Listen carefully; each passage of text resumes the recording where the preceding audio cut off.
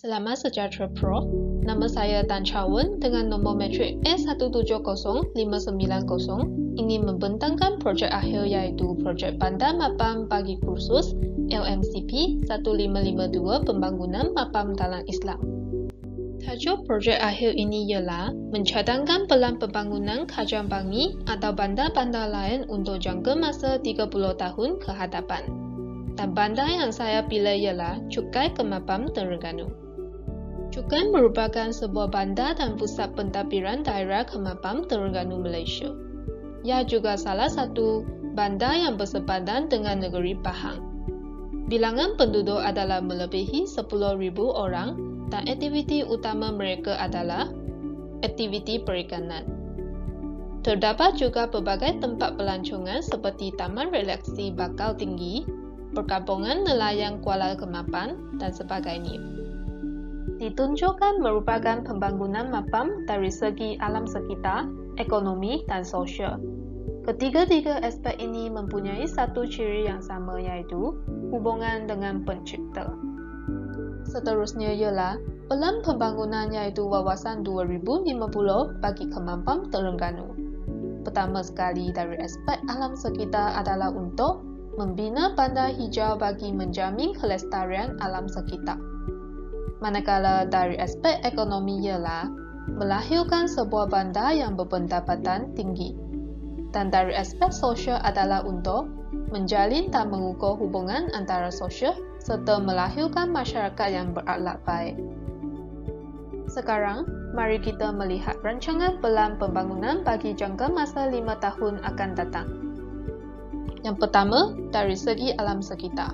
Program penghijauan patut dijalankan dengan mengadakan ceramah atau aktiviti gotong royong bagi memupuk perasaan cinta akan semula jali.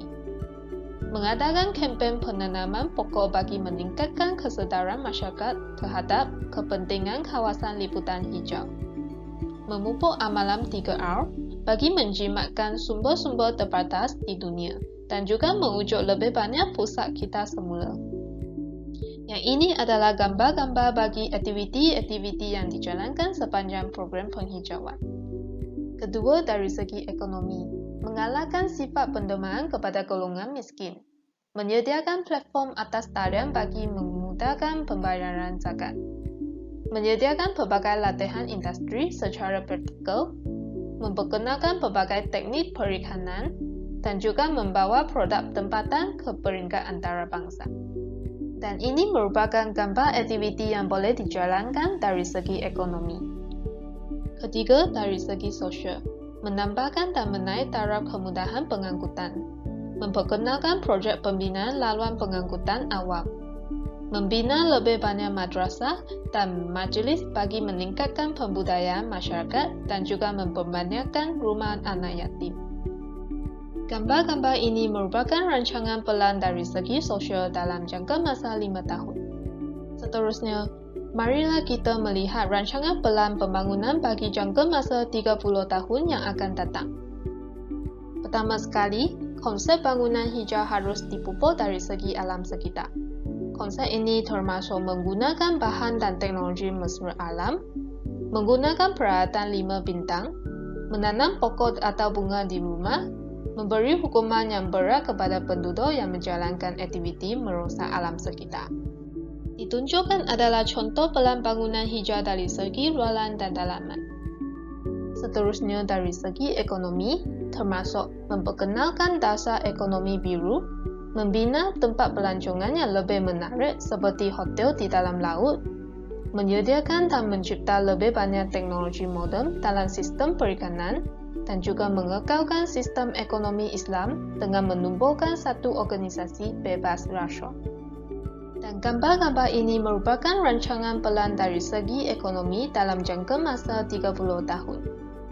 Dari segi sosial, kita boleh memperkenalkan pengangkutan moden seperti flyover atau skyway, memperbanyakkan taman relaksi, membina majlis lebih moden dan menjadikannya sebagai pusat bandar, dan akhir sekali ialah membina pelbagai institusi seperti madrasah prasarana dan institusi kesihatan bagi menjamin kelestarian bandar. Dan ini adalah gambar menunjukkan pembinaan pengangkutan moden dan pembinaan taman redaksi yang banyak. Seterusnya, gambar menjadikan majlis sebagai pusat bandar dan juga pembinaan berbagai institusi.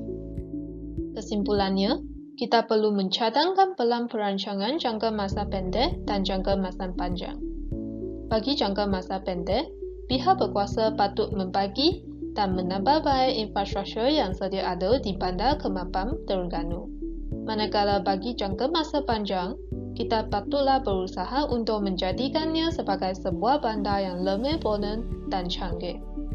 Oleh itu, Bandar Cukai Kemapam Terengganu boleh menjadikan sebuah bandar yang mempunyai ciri-ciri dari aspek alam sekitar, ekonomi dan juga sosial.